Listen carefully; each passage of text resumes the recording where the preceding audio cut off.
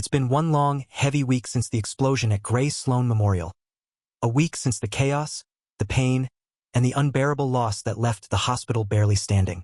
And honestly, nobody is okay. The grief still lingers in every hallway, every surgical floor, every elevator ride where the silence says more than words ever could. Take Jules, for instance. She's doing what so many people do after trauma, pretending she's fine. You know that classic, "I'm fine," shouted just a little too loud? Yeah, she's not fine. Not even close. She's trying to hold it together, taking charge of her new interns while working under Winston, but her emotions are fraying at the edges. Every time Winston brings up Dr. Beltran, what happened, how they're coping, Jules shuts down even more. She's running on fumes, trying to convince herself that burying her grief will somehow make it go away. But Grey's Anatomy being Grey's Anatomy, there's always a patient who mirrors exactly what our characters are going through. This week, it's an older Cambodian man, brought in by his daughter. He survived the horrors of the Cambodian genocide, something he never spoke about. Not once. He buried his pain so deep that it began manifesting physically. When Winston and Jules operate, they discover he's suffering from splenosis, a rare condition where cells from his spleen, left behind from past trauma and surgeries, literally regrew inside his chest. And if that's not poetic, I don't know what is. A man haunted by the remnants of old pain. His body physically holding on to what he couldn't talk about. Just like Jules. While removing those misplaced spleen cells, Winston gently reminds her, healing doesn't happen when you shut people out. It starts when you open up to them. But before that lesson lands, Jules hits rock bottom. She's snapping at interns. She's panicking mid-surgery. She even has to ground herself by naming things around her. A coping mechanism Winston admits he uses too. You can feel her anxiety clawing at the edges of her composure. And when the operation ends, and the adrenaline fades, Jules finally breaks. She realizes she can't keep pretending. She needs her people. So she does what Beltran would have wanted. She calls her friends. Simone, Kwan, Lucas, the whole intern gang. They gather in the quiet of the intern hallway.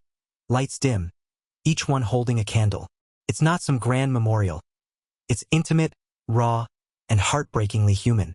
Jules speaks softly about Dr. Monica Beltran, how much she learned from her, how much she meant to her. And for the first time since the explosion, Grey Sloan feels still, peaceful, healing. And speaking of denial, another classic Grey Sloan coping mechanism, let's talk about Link. Our guy is refusing to accept that he's human.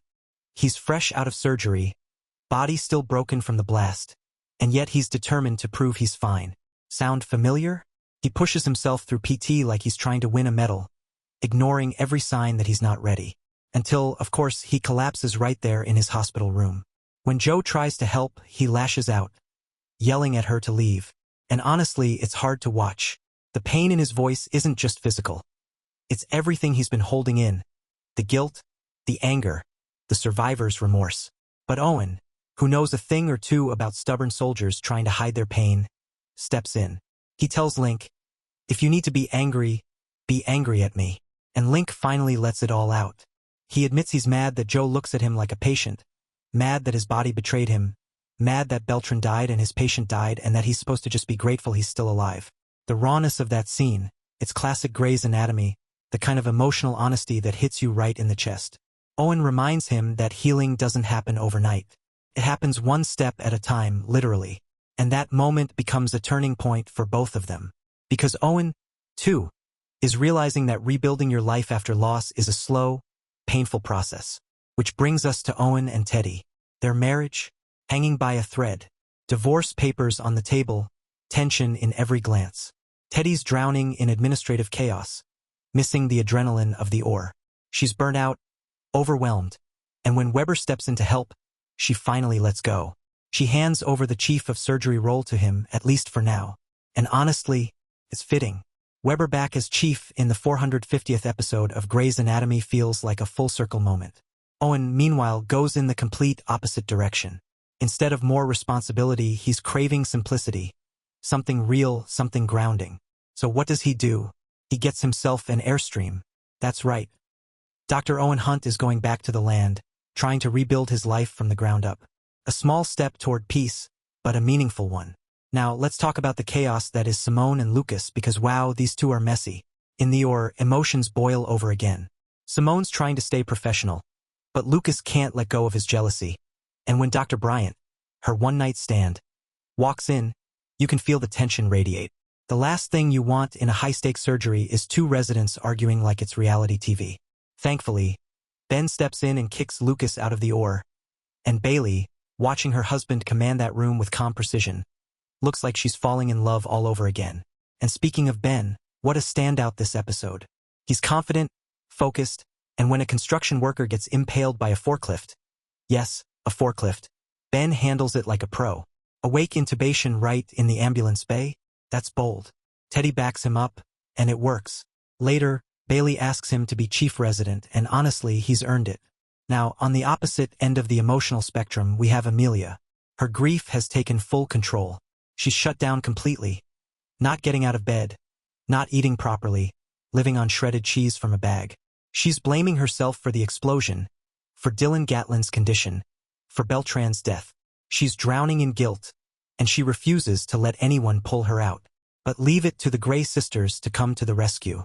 Meredith flies in, and Maggie follows soon after, determined to help. The three sisters together again. It feels like the heart of the show beating again after so much pain. They drag Amelia out of the house to do something simple, laundry.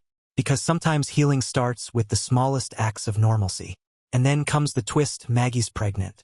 She used a sperm donor, and she's terrified her sisters will judge her.